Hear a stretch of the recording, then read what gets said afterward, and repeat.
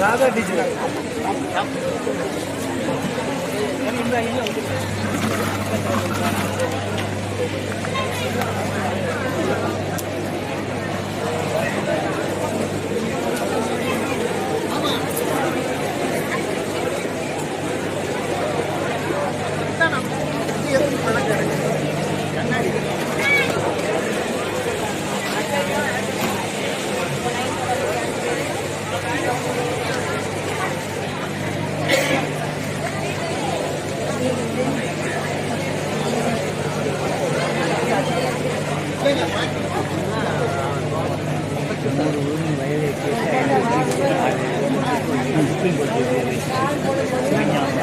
Okay okay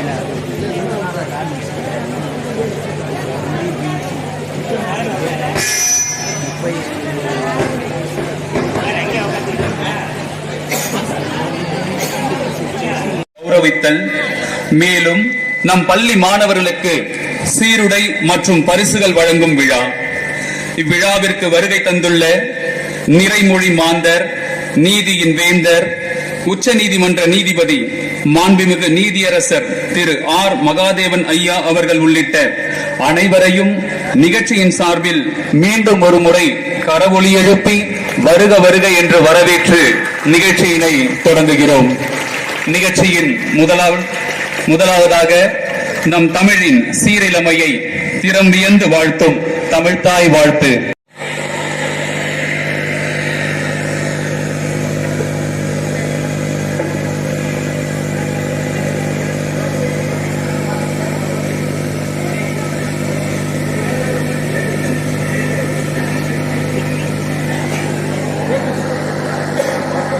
Vijayakumar Bhaskar sir தானே?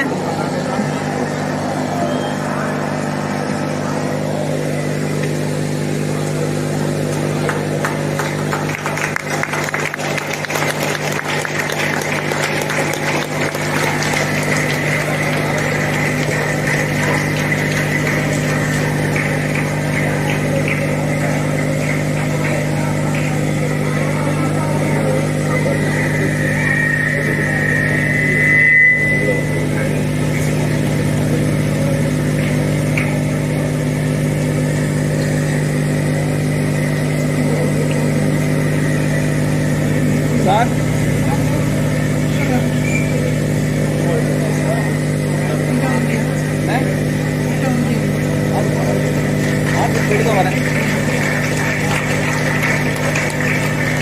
மகிழ்ச்சி. நிகழ்ச்சியினை தொடர்ந்து வந்தோரை வரவேற்கும் வரவேற்புரை. எண்ணிய முடிதலின் உளமை, நல்லவை எண்ணலின் வளமை, திண்ணிய நெஞ்சத்து திறமை நம் பள்ளியின் தலைமை. நம் பள்ளியின் தலைமை ஆசிரியர் அவர்களை வரவேற்புரை ஆற்ற அன்போடு அழைக்கின்றேன்.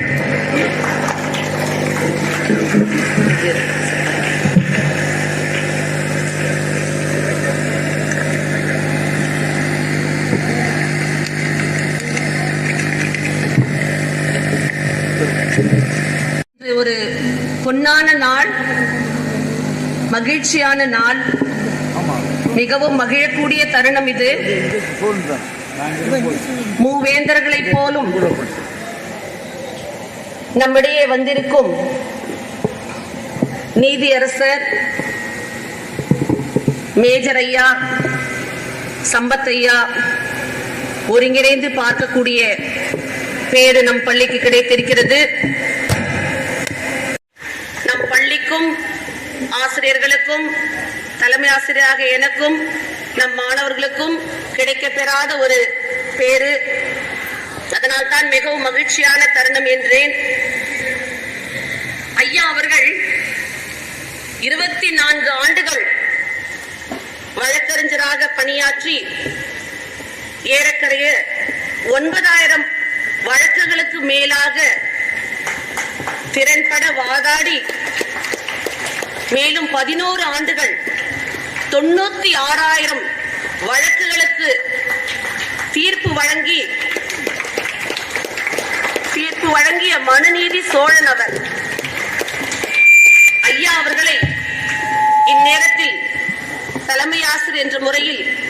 உள்ளார்ந்த அன்போடு வருக வருக என்று வரவேற்று மகிழ்கின்றேன். மட்டுமல்ல, தன்னை பெற்று வளர்த்தெடுத்த தன் தந்தையின் நினைவாக ஒவ்வொரு ஆண்டும் முன்றில் என்ற இலக்கிய அமைப்பின் சார்பாக ஒரு ஆண்டும் இலக்கியத்தில் சாதித்த அறிஞர்களுக்கு ரொக்க பரிசும் இலக்கிய விருதும் அவர் வழங்கி கௌரவிக்கிறார். தன் தந்தையின் எழுத்தாளர் திரு அருணநாதன் ஐயா அவர்கள் பெற்றெடுத்த புதினத்திற்கு நம் பள்ளி மாணவர்கள் சார்பாக மீண்டும் ஒரு முறையாய் வருக வருக என்று வரவேற்று மகிழ்கின்றேன். அடுத்ததாக தொழிலதிபர் மட்டுமல்ல, முன்னாள் மாணவர், நம் பாசத்திற்கும் நேசத்திற்கும் கடையெழு வள்ளல் என்றார். நம் பள்ளியை பொறுத்தவரை ஏற்கனவே சொன்னபடி 8வது வள்ளலான நம் சம்பத்தையா அவர்களை தலைமையாசிரியர் சார்பாகவும் ஆசிரியர்கள் சார்பாகவும் மாணவர்கள் சார்பாகவும் வருக வருக என்று வரவேற்று மகிழ்கின்றேன். கற்பக விருட்சம் கூட கேட்பதைத்தான் கொடுக்கும். என்ன வேண்டும் என்ன வேண்டும் என்ன வேண்டும் என்று கேட்டு கேட்டு கொடுக்கக்கூடிய விருட்சத்திற்கு பெயர் திரு சம்பத்தையா என்றே சொல்லலாம். அப்படிப்பட்ட அவர்களை மீண்டும் ஒரு முறையால் வணக்கத்தை தெரிவித்துக் கொண்டு வரவேற்று மகிழ்கின்றேன். 24 பள்ளியின் கொடை வள்ளல் நலம் விரும்பி ஐயா திரு சம்பத்குமார் அவர்களுக்கு நமது பள்ளியின் தலைமை ஆசிரியர் அவர்களும் உதவி தலைமை ஆசிரியர் அவர்களும் சிறப்பு செய்வார்கள்.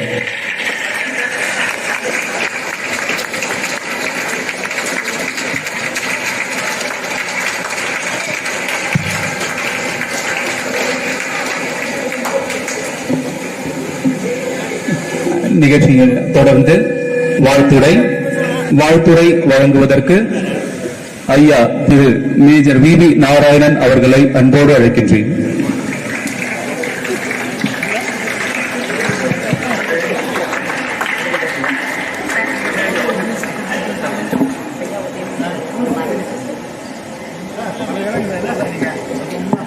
அருள் கூர்ந்து மன்னிக்கவும், பதட்டத்தில் சில விஷயங்களை விட்டுவிட்டேன்.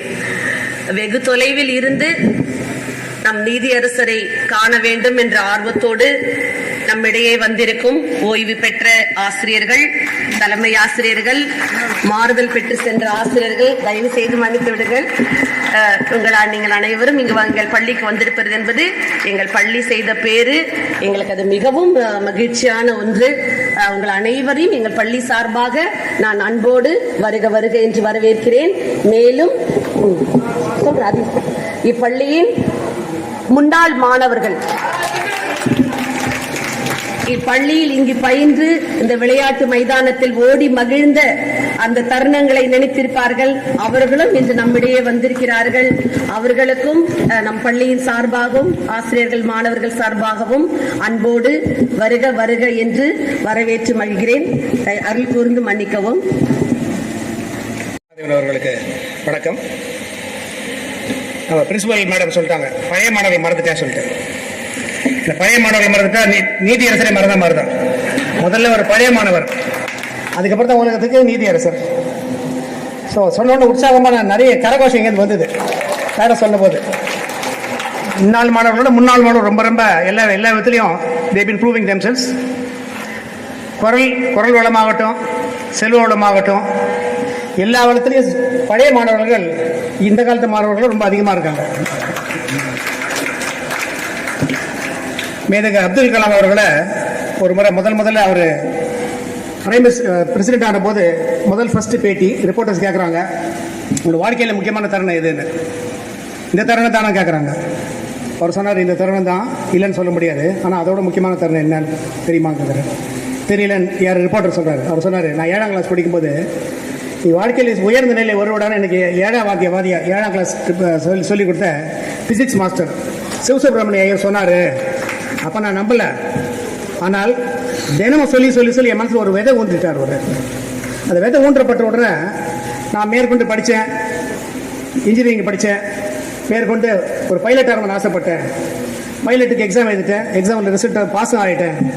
இன்டர்வியூக்கு டெல்லிக்கு போனேன். சர்வீசஸ் செலெக்ஷன் போர்டு சொல்லுவாங்க, SSB. அது 5 நாள் இன்டர்வியூ, ஒரு நாள் இல்லை.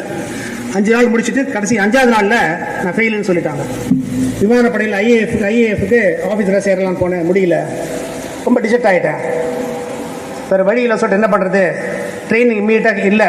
அப்போ என்ன பண்ணலாம் சொல்லிட்டு ஒரு ட்ரெயின் பஸ்ஸு பிடிச்சிட்டு ஹரித்வார் ரிஷிகேஷ் பக்கத்தில் ஊர் இருக்குன்னு போனேன். ரொம்ப விரக்தியின் உச்சியில் இருந்தேன். பார்த்தா ஒரு தமிழில் ஒரு வாசனம் போட்டிருந்தது, சிவானந்த குருகுலம் போட்டிருந்தது. ஆனால் சிவானந்த குரு இந்த ஊரில் தமிழ் பேர் இருக்க உள்ளே போனேன். பார்த்தா சுவாமி சிவானந்தர் ஒருத்தர் இருந்தார். அன்பா உபசரித்து எனக்கு உட்காரப்பா, இங்கேயே தங்கிக்கலாம் நீங்கள் சொன்னார். ஒரு கேட்டார், முகத்தில் ஒரு வாட்டம் தெரியுதேப்பா, என்னன்னு கேட்டார். அப்போ ஐயா, நான் இந்த ராமேஸ்வரத்துக்கு வந்தேன். சின்ன வயசில் இந்த மாதிரி ரொம்ப படாத பாடுபட்டு இன்ஜினியரிங் பண்ணி பிடிச்சிட்டு ஒரு விமானப்படையில் ஆஃபீஸர் அவசரம் வந்தேன். ஆனால் நடக்கலை, ஃபெயில் ஆகிடுது. அதுக்கேப்பா கவலைப்படுறேன் சொன்னேன். என்ன அதுக்கு இதுக்கு சம்மந்தமே இல்லையே, வாழ்க்கையில் அதுதானே முக்கியம். நான் இன்னைக்கு சொல்கிறேன், எழுதி வச்சுக்கோ. விமானப்படை சொன்னல, அந்த விமானப்படையில் இருக்கிற ஆளுங்களாம் உன்னை வணங்குவாங்க, அந்த ஒரு நாள் வரும்னு சொன்னார். அது என் வாழ்க்கையில் 2வது விதை விதைச்சிட்டாரு. யார்? சுவாமி சிவானந்தர். அவர் சொன்னது உண்மையா இல்லையா தெரியல, ஆனால் என் மனசில் ஒரு விதை விதைக்கப்பட்டது. ஏன்னா விதை விதைத்தவன் உறங்கலாம், விதையை உறங்காதுன்னு சொல்லுவாங்க. விதையை அந்த வேலை பண்ணிட்டு தான் இருக்குது. அடுத்த பவர் ஆஃப் சீட் சொல்லுவாங்க. இன்னைக்கு நான் இருக்கிறது காரணம் 2 பேர். சுவாமி சிவானந்தர் சொன்னாரு, எந்த விமானப்படையில் உன்னை நிராகரிச்சதோ அந்த விமானப்படை அதிகாரி உன்னை சல்யூட் பண்ணுவாங்க சொன்னாரு. சைட்ல பாத்தீங்கன்னா யாரு? ஏர் சீஃப் மார்ஷல் இருக்காரு, விமானப்படைக்கு தளபதி, ராணுவ தளபதி இருக்காரு, நேவல் சீஃப் இருக்காரு, முப்படைக்கும் தலைவர் நான் தான். இன்னைக்கு நான் எதிர்பார்க்கல, ஆனா ஒரு விதை விதைச்சாங்க. அந்த விதை விதைச்சதுனால, நான் நம்பினதுனால இந்த மாதிரி ஆச்சுன்னு சொல்லி சொன்னாரு. நம்பினவர் கெடுவதில்லை, 4 முறை திருப்பி ரொம்ப அற்புதமா சொல்லுவாங்க. ஒரு அதிகாரம் 2 அதிகாரம் தான், அது விட்டுருந்தாங்க. எல்லா படத்தையும் ஞாபகம் வச்சு அவசியம் இல்லை. 2 பேரும் 3 பேரும் சொல்லுங்க. மாணி வாத்தியார்கள் சொல்லிடுவாங்க, ரைட் 2வது படி மொழித்த மொழி பண்ணுறாங்க, இது மட்டும் படி, இந்த செயல் மட்டும் படி வேறு படி சொல்லிடுவாங்க. இது அப்படி இல்லை. இந்த 6ஆம் கிளாஸ்லேருந்து 12ஆம் வகுப்பு மட்டும் திருக்குறள் சொல்லி படிக்கணும். அது விருப்ப பாடம் கிடையாது, கட்டாய பாடம். திருக்குறளுக்கான மேன்மை சார் உட்காருங்க சார், படி சொல்லுங்க சார். முதல்ல பொதுவாக ஏன் பேர் வந்தது காரணம், இந்த மாதிரி ஒரு உயர்ந்த நோக்கத்தோட ஒன்று திருக்குறள் தான். ஐநா யுனைடெட் நேஷன் போனால் நேரம் எழுதுது, இஸ்ரோ இங்கே இருக்குது, உலகத்தில் நாசாவில் பார்த்தா அவங்க தமிழ் இருக்குது, இல்லை இருக்குது, திருக்குறள் இருந்தாங்க. திருக்குறளோட பெருமை இந்திய உன்னதமான ஒரு பண்பு. உன்னதமான பண்பு என்று சொன்னால், வந்தாரை வாழ வைக்கும் தமிழகம் என்று நாம் அனைவரும் பேசுகிறோம், பல்வேறு விதங்களிலே படிக்கிறோம். ஆனால் அவற்றை எல்லாம் கடந்து நிற்கக்கூடிய ஒரு அற்புதமான பண்பு இருக்கிறது. அது என்னவென்றால், ஒருவன் செய்த சிறு உதவியை கூட எந்த காலகட்டத்திலும் நீ மறந்து விடாதே என்பதுதான். பல்வேறு சமயங்களிலே எனக்கு பணப்பிரச்சனைகள் வந்ததுண்டு. அந்த காலகட்டத்தில் எல்லாம் என் தோள் தட்டி எனக்கு உதவி செய்தவர் சம்பத்குமார். ஒரு நாளும் அவரை நான் மறந்துவிட முடியாது. இதற்கு தமிழகத்திலே 2000 வருடங்களுக்கு முன்பு ஒரு தத்துவம் நிலவியது. அதுதான் நன்றி மறவாமை. இதனால்தான் திருக்குறளை இந்த மாணவர்கள் எல்லாம் படித்து உள்ளத்திலே இருத்தி வாழ்க்கையிலே அவர்கள் நேர்பட வாழ வேண்டும் என்பதை வலியுறுத்தி அந்த தீர்ப்பு வழங்கப்பட்டது. நிலமே பிளந்து வந்து நின்றாலும் உங்களை காப்பாற்றிவிடும், உள்ளே அழைத்து எந்தவிதமான தாக்குதல்களுக்கும் உங்களுக்கு ஆட்படுத்தாமல் உங்களை காப்பாற்றிவிடும் என்கிற நிலைமை வந்தாலும், ஒருவன் செய்த சிறு உதவியை மறக்கக்கூடியவனுக்கு வாழ்க்கையில் எந்த காலகட்டத்திலும் ஓய்வில்லை என்பதுதான் அந்த பாடல். இது வாழ்க்கையில் நாம் எவ்வாறு வாழ வேண்டும் என்பதற்காக நமக்கு அறிவுறுத்தப்பட்ட பாடல். ஐயா அவர்கள் மேடையிலிருந்து கீழே இறங்கி அனைவருக்கும் சிறப்பு செய்யும் தருணத்தில் தாங்களும் உங்களுடைய சிறப்பை செய்து கொள்ளலாம் என்று சொல்கிறேன். தற்பொழுது நம் பள்ளியில் ஓய்வு பெற்ற முன்னாள் தலைமை ஆசிரியர்கள் மற்றும் ஆசிரியர்களை கௌரவித்தல் நிகழ்வு.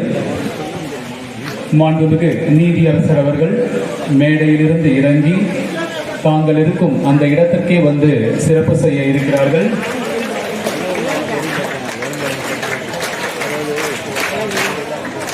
திருநாவுக்கரசர்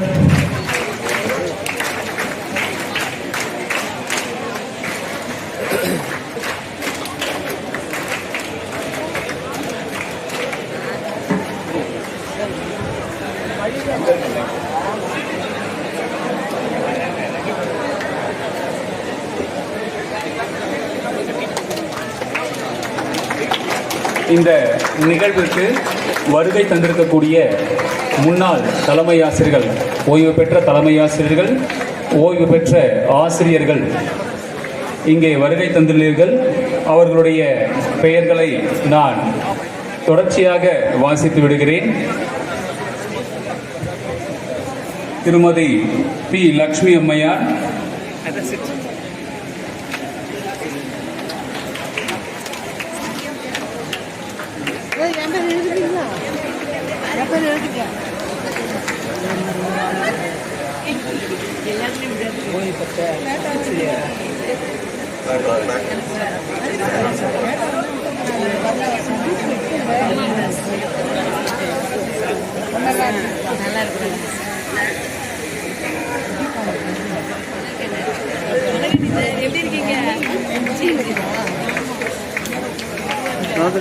ராணி இப்படி பார்த்து ரொம்ப வருத்தமாக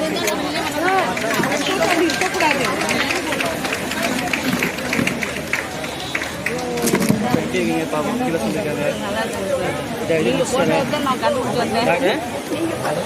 பரவாயில்லையே, உங்களுக்காக நிறைய பேருக்கு நம்பர் 2 அந்த மெசேஜ் அப்படியே வருகை தந்திருக்கக்கூடிய முன்னாள் தலைமை ஆசிரியர்கள் மற்றும் ஆசிரியர்கள் அவர்களுடைய இருக்கையில் அமரும்படி கேட்டுக்கொள்கிறோம். தலைமை ஆசிரியர்கள் மற்றும் ஆசிரியர்கள் அவர்களுடைய இருக்கையில் அமரும்படி கேட்டுக்கொள்கிறோம். ஐயா அவர்கள் தாங்கள் இருக்கும் இடத்திற்கே வந்து சிறப்பு செய்வார்கள்.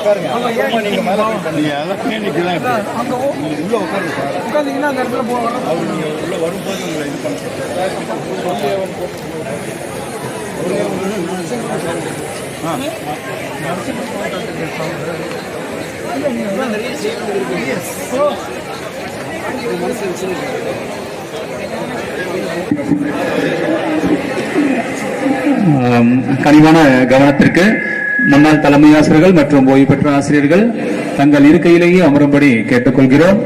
ஐயா அவர்கள் தாங்கள் இருக்கும் இடத்தை நோக்கி வந்து சிறப்பு செய்வார்கள்.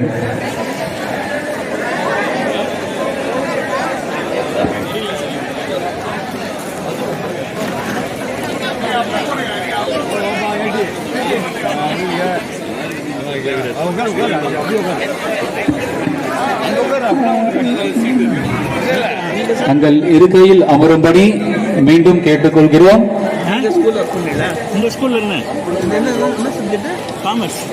ஐயா அவர்கள் தாங்கள் இருக்கும் இடத்தை நோக்கியே வந்து சிறப்பு செய்வார்கள். 2015 13-15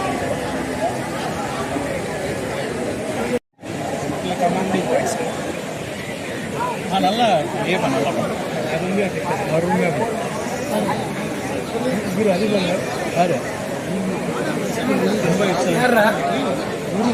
பேசண்டு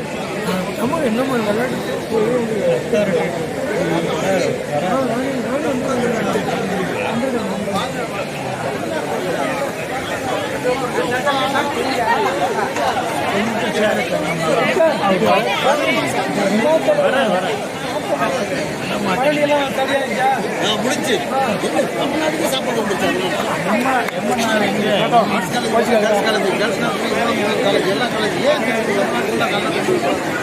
அப்படி இல்லை வந்து வாங்க நடுவில் போடக்கூடாதுப்பா.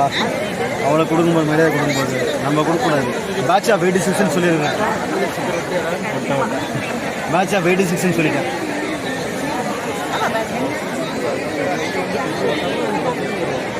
டீச்சருங்க அங்கே இருக்க டீச்சர்லாம் முடிக்கிட்டு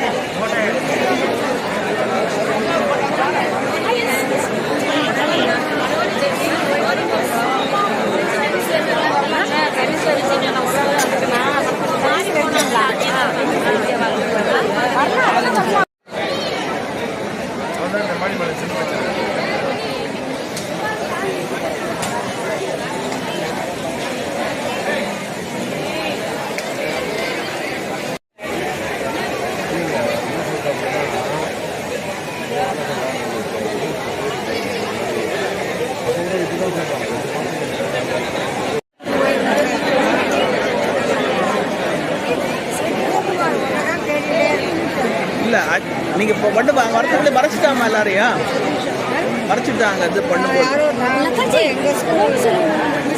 எந்த வேலை பார்த்து இங்கே எக்ஸாம் ஆனது ஃபோட்டோ எடுத்துட்டாரு. ஜட்ஜுக்கிட்டே சொல்லிட்டேன் உங்களோட ஃபோட்டோ வேணும்னு சொல்லிட்டேன். மல்லிகா நெட்டிங்கல் தானே பிசிக்கல் டைரக்டர். தெரியும் செனட்டர்ஸில் நீங்கள் தான் இருப்பீங்க ஃபஸ்ட்டு. நீங்க அடுத்தது ஃபர்ஸ்ட் கோவிந்தராஜன் சார், கருப்பு சார். க்ளோரி எப்படி இருக்கீங்க? க்ளோரி